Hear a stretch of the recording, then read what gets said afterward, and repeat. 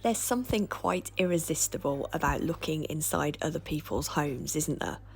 And today we're stepping inside over 100 years worth of them, from Victorian drawing rooms to tenement flats, bedsits and homes shaped by new lives in Britain.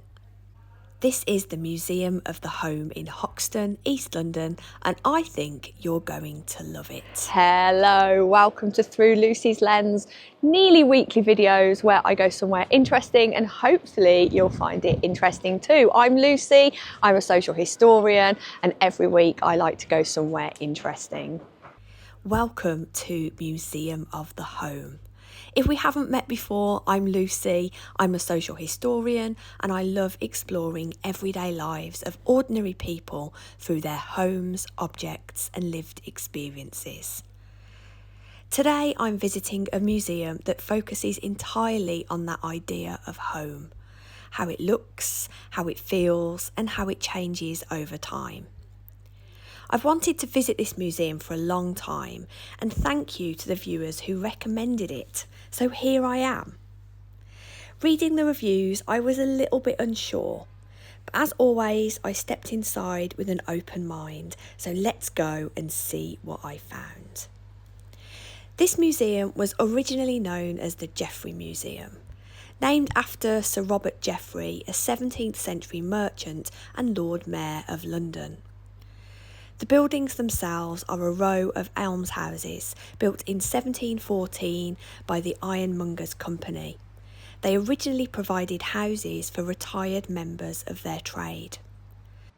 The museum was first opened here in 1914 by the London County Council to showcase the history of domestic life. The museum is still free to enter today. In 2021, following a major redevelopment, the museum was renamed the Museum of the Home to reflect a broader focus on what home means across time and communities. This also followed discussions about Geffrye's links to wealth connected to the transatlantic slave trade and the museum's decision to address that history. Inside the museum, there are many interiors of homes across the ages. Many of the older exhibits concentrate on the homes of the middle classes and are quite old-fashioned in their display. Fans of the museum before the restoration, I'm sure, will still be fond of these displays, so I'll show you some towards the end of the video. But we'll start here in this Victorian drawing room. This kind of room belonged to the growing middle classes of 19th century Britain. People who had benefited from industrialisation, trade and professional work, and were keen to demonstrate their status through their homes. London at this time was the largest city in the world, and wealth, though unevenly distributed, was highly visible. For those who could afford it, the home became a way of signalling respectability. The drawing room in particular was a space of performance. Visitors would be received here, conversations held, and the household quietly judged on its taste and order depending on how the drawing room looked. It's also often described as a more feminine space, somewhere associated with women's roles in the home, hosting guests, reading, writing letters, or practicing accomplishments like music or embroidery. Everything in the room is arranged carefully and deliberately, a reflection not just of comfort but of aspiration. What I loved about all the rooms on display here is that they've all been left to seem like they're purposely lived in. A doll left on the floor, a half-drunk cup of tea on the table. I liked this because although these rooms are essentially a stage set, it feels lived in and like you can explore the rooms and imagine the people who may have lived here. You can see trends of the time in this room, deep rich colours, dark furniture, and I feel the person who lived here may have been interested in natural history. It was popular within the Victorian middle classes to collect shells, minerals and botanical specimens, part of the wider enthusiasm for the natural world that grew following the scientific development in the 19th century.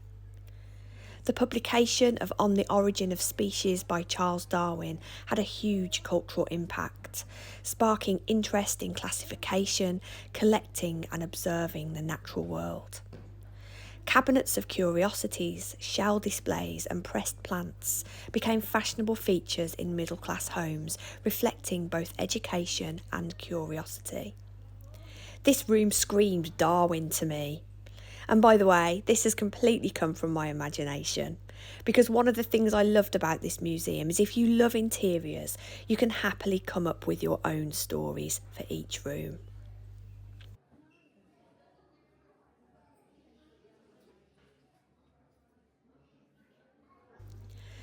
Next, we're stepping inside a tenement flat, a very different world, and into a very specific moment in the history of London. This room reflects the homes of Jewish immigrant families living in the East End of London in the late 19th and early 20th century. Between the 1880s and the First World War, tens of thousands of Jewish people arrived in London, mainly fleeing persecution and violence in Eastern Europe. They settled largely in areas like Whitechapel and Spitalfields, close to work, community and places of worship. Housing was often crowded, with entire families living in just 1 or 2 rooms and buildings shared with multiple households. These places were not just places of hardship, however. They were places of strong community. Here you would have a shared language, shared religion and shared traditions. The tenement interior is staged for a family preparing for Shabbos, the Jewish Sabbath. Food being prepared in advance, candles ready to be lit, and a pause in the week about to begin. There's also a nod to work here. Many families worked within their homes, sewing, mending, brush making or undertaking piecework, which was a common form of employment in London's East End at the time. Piecework involved being paid for each individual item completed rather than an hourly wage, often carried out for factories or workshops. It allowed families, including women and children, to contribute to the household income, but it was typically very poorly paid and insecure, with long hours required to make even a modest living. In areas like Whitechapel, tailoring and garment finishing were particularly common trades, with work often brought into the home to be completed. I was really pleased to see this exhibit here after reading reviews criticising the museum for concentrating too heavily on the lives of more wealthy people. Regular viewers will know I love a tenement, a basement or a back-to-back house. But the museum actually continued to get even better.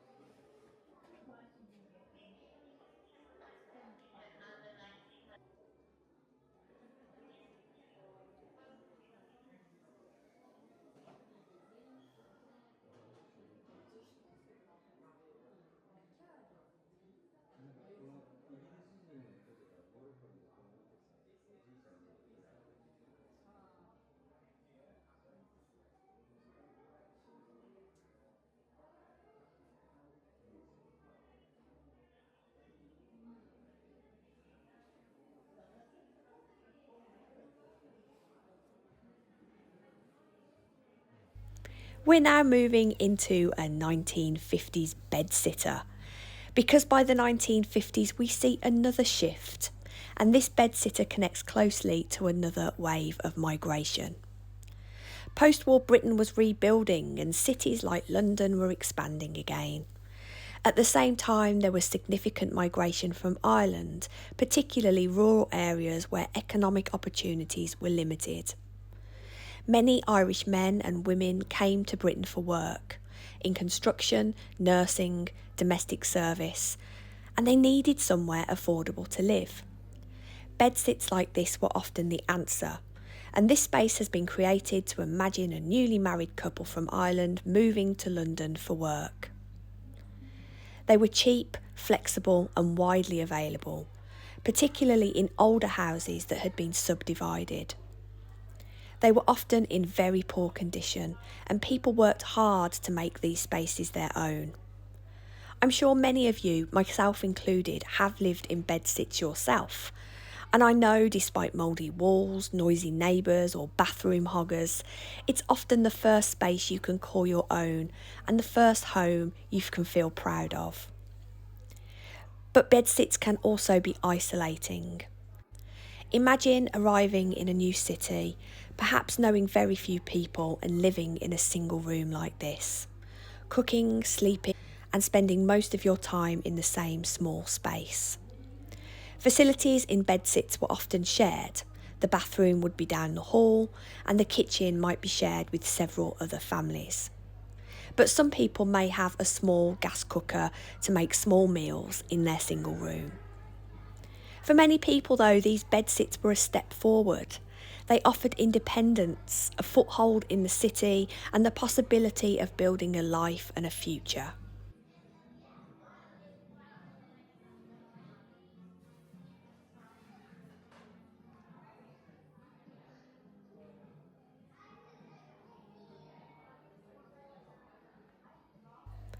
There's also an example of a bathroom that you might see in a shared facility in a bedsit like this. I really liked this space. It did make me laugh seeing the ashtray on the corner of the bath, also reminiscent of my own bedsitter days.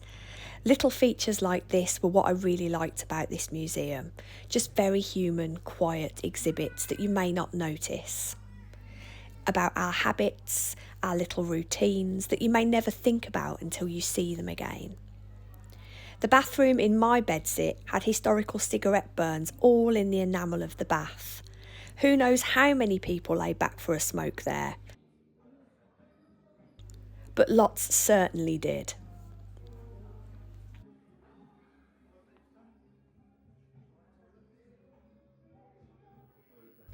Now to our 1970s home. I loved this. Actually, I would have been quite happy to move in. It has similarities to many, many rooms I've been in during my own childhood, and it was lovely to see. But this house represents the home belonging to the Windrush generation. People who came to Britain from the Caribbean, particularly between 1948 and the early 1970s. Many were invited to help fill labour shortages after the Second World War, working in transport, manufacturing and the NHS. By the 1960s and 70s, many families had settled more permanently, often moving into housing like this. And the housing in many cases was a real improvement. Indoor bathrooms, reliable facilities and space for a family. But what makes this room so special is what the people brought with them. Homes like this reflect a blending of cultures. British furniture and layout, alongside Caribbean influences in decoration, colour, music and everyday objects. You might hear different music playing, smell different food cooking, see family photographs that tell stories of movement and connection across continents. And that comes across so strongly here. It's a home shaped by migration, adaptation and identity. And from a girl from Birmingham who was so lucky to have friends and neighbours from all over the world, I really recognised this space. But it also took me back to my own grandparents' home from this time. It brought comfort to me and I thought it was absolutely lovely.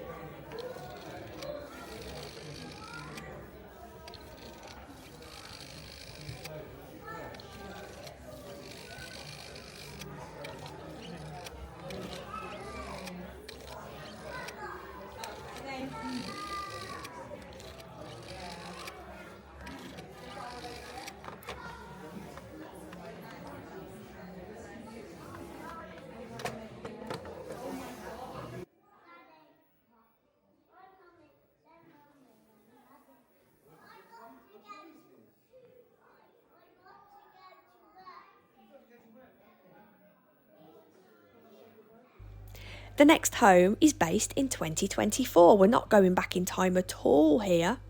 This house is a replica of a home located in Saigon Court, a development run by the Islington and Shoreditch Housing Association. This house is typical of those built during the expansion of social affordable housing in London in the late 20th century, particularly from the 1990s onwards. This space was curated with the help of participants from the Vietnamese community and funded by Islington and Shoreditch Housing Association.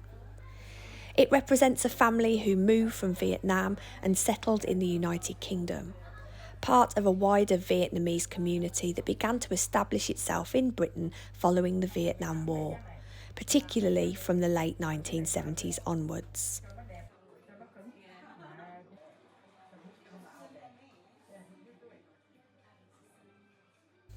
The industrial sewing machine on display was owned by a real Vietnamese family who used this machine to create an income, their skills in tailoring being able to be utilised while they learned English and established themselves in a new country.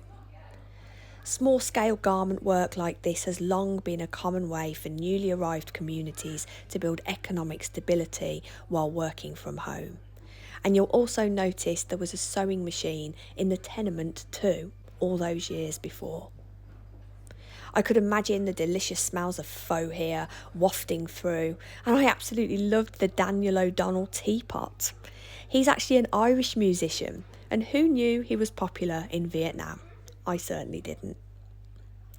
Other rooms include a high-rise flat in the 1990s and a room that invites us to think about homes in the future.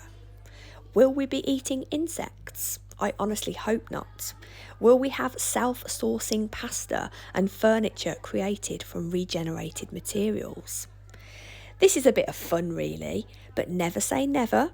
But as a fan of historical interiors, I can't see myself ever settling for a home like this. It's not really my style. But that's the thing, isn't it?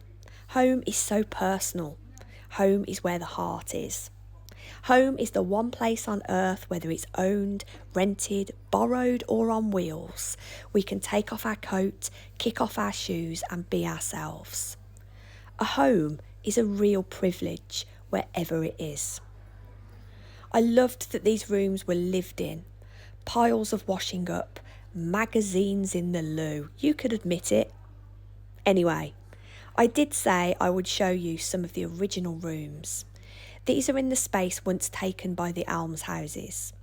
They're the original exhibits and have been here for many, many years. You can also see the original chapel here where the residents were able to worship. There is actually a reconstruction of an interior of a Victorian almshouse at the museum, but I was gutted it was closed on the day I visited and is only available for very small numbers of guided tours. I'll go back. Anyway, I'm going to let you look through these rooms quietly. There's several rooms, but they're more traditional museum pieces, more like what you'd see in a nice National Trust house.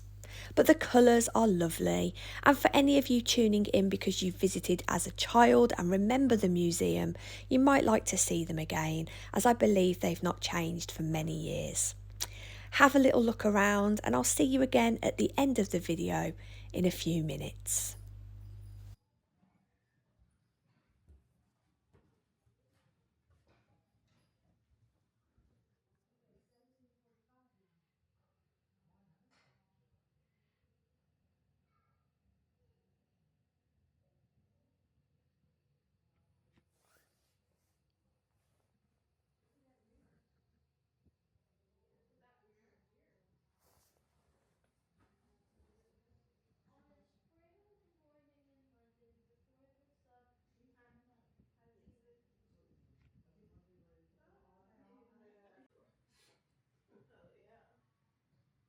Did you learn about the Great Fire in London in school? Yes. Which caused it? What? What caused it? Started in a bakery. Oh wow! And it just spread. Yeah. I'm interested. Carry on. I didn't know about the Great Fire in London. I knew there was one, but I couldn't tell you the ins and outs of it. London.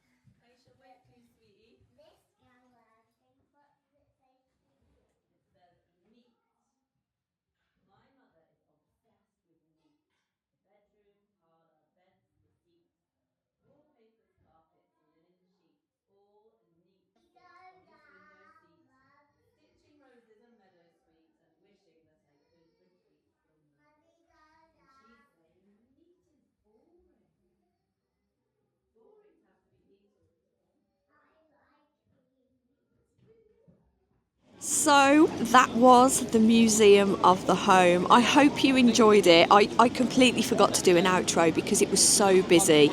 Bad timing. The children are off this week in the United Kingdom, so it was very, very busy. But I never ever begrudge seeing children at a place like that because it's important. And I think one of the nicest things about that museum is how it's the sort of place I could have imagined getting me into history when I was a child. So it was lovely to see them there. But I hope you enjoyed it. Let me know in the comments, as always, what your favourite house was.